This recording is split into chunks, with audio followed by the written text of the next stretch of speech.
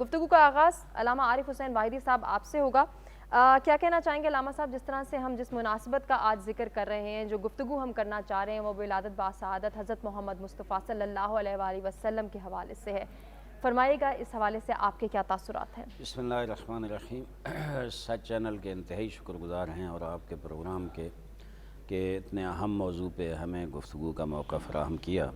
سب سے پہلے میں تمام عالم اسلام کو، خصوصاً پاکستان کے غیور مسلمانوں کو، امت مصطفیٰ صلی اللہ علیہ وآلہ وسلم کو اس عید بزرگ پر اور جشن بزرگ پر مبارکباد پیش کرنا چاہوں گا. ہماری سعادت ہے کہ ہم امت مصطفیٰ صلی اللہ علیہ وآلہ وسلم سے اٹھائے گئے ہیں اور بھیجے گئے ہیں. خداوند کریم نے ہم پہ یہ احسان فرمایا ہے کہ اتنی بڑی امت جو خیر ہے، امت خیر ہے، امت وسط ہے، کائنات میں سب سے افضل امت ہے، اس سے ہمارا شمار کیا ہے. میں سمجھتا ہوں کہ جتنی خوشی منائی جائے، مسلمانوں کے لیے دنیا میں سب سے بڑی عید یہی عید ہے جو حضور اکرم رحمت للعالمین سید الانبیاء خاتم النبیین اس دنیا میں تشریف لائے. آپ نے جو تغیر ایجاد کیا، جو تبدیلی ایجاد کی، جو انسانیت کو پیغام دیا، حضور اکرم صلی اللہ علیہ وسلم کو صرف مسلمانوں کے لیے نبی بنا کر نہیں بھیجے گئے، پوری انسانیت کے لیے نبی بنا کر بھیجے گئے. آپ سے افضل کائنات میں کوئی نہیں ہے، بلکہ حدیث قدسی میں واضح طور پر یہ جملے موجود ہیں کہ لولاک لما خلقت الافلاق، اے میرا حبیب اگر تو نہ ہوتا تو میں یہ افلاق خلق ہی نہ کرتا، میں زمین و آسمان مجھے خلق کرنے کی ضرورت ہی نہیں تھی.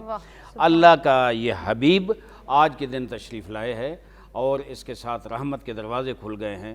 میں تمام امت کو مبارکباد بھی پیش کرتا ہوں، اپنی پاکستانی قوم کو مبارکباد پیش کرتا ہوں، اور یہاں یہ عرض کروں گا ابتدا میں ہی کہ اتنا مبارک موقع ہے. ہم مشکلات میں ہیں، بڑی مشکلات میں پاکستان کا سیاسی نظام، معاشی نظام، باقی لوگ مہنگائی میں مشکل میں ہیں.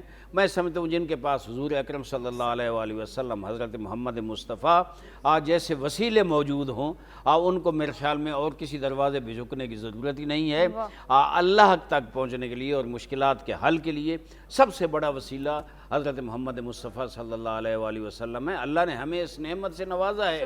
اور کیا خوبصورت وہ جب میں پڑھتا ہوں کہ حضور اکرم صلی اللہ علیہ وسلم 571 ہجری میں تشریف لائے، عیسوی میں تشریف لائے، اور اس وقت خشکی تھی مکے میں ہر طرف، لیکن روایات میں ہے کہ حضور اکرم صلی اللہ علیہ وسلم تشریف لائے تو آبادیاں ہو گئیں، سبزے ہو گئے، وہ جو خوش درخت تھے وہ ہرے ہو گئے. اور جناب حضرت سیدتنا آمنہ علیہ السلام ارشاد فرماتی ہیں کہ جس وقت حضور تشریف لائے تو میں نے دیکھا کہ مجھے شام کے محلات نظر آئے. کتنے 100 کلومیٹر مکہ سے شام کے درمیان موجود ہے، پہاڑ بھی ہیں، لیکن جناب آمنہ علیہ السلام مادر گرامی حضور اکرم فرماتی ہیں کہ مجھے شام کے محلات نظر آئے. یہ ایک نشانی تھی، یہ ایک پیغام تھا کہ یہ وہ نبی آیا ہے جس نے دنیا پہ حکمرانی کرنی ہے. 1400 سال گزر گئے حضور اکرم کے اس نظام کو، اس سیرت طیبہ کو، ان تعلیمات کو، ان افکار کو، ان نظریات کو، اور آگے قیامت تک پتہ نہیں کتنی صدیاں بیتیں گی، لیکن حضور اکرم صلی اللہ علیہ وسلم تمام کائنات سے افضل خاتم النبیین. جو آپ پہ کتاب نازل ہوئی وہ خاتم الکتب قرآن مجید ہے، جو شریعت ہے وہ خاتم الشرائع ہے، یعنی ان کے بعد کوئی شریعت نہیں آنی.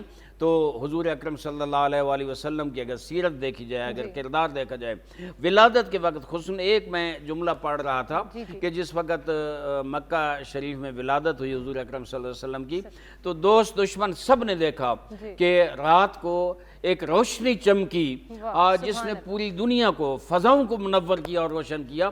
یہ بھی نشانی تھی کہ ایک ایسا نور آ گیا ہے جس نے پوری دنیا کو اپنے کردار سے، اپنی تعلیمات سے، اپنی سیرت طیبہ سے اور اپنے افکار سے دنیا کو منور کرنا ہے. انسانیت کی فلاح کے لیے حضور اکرم صلی اللہ علیہ وآلہ وسلم نے سب سے بڑا کردار ادا کیا.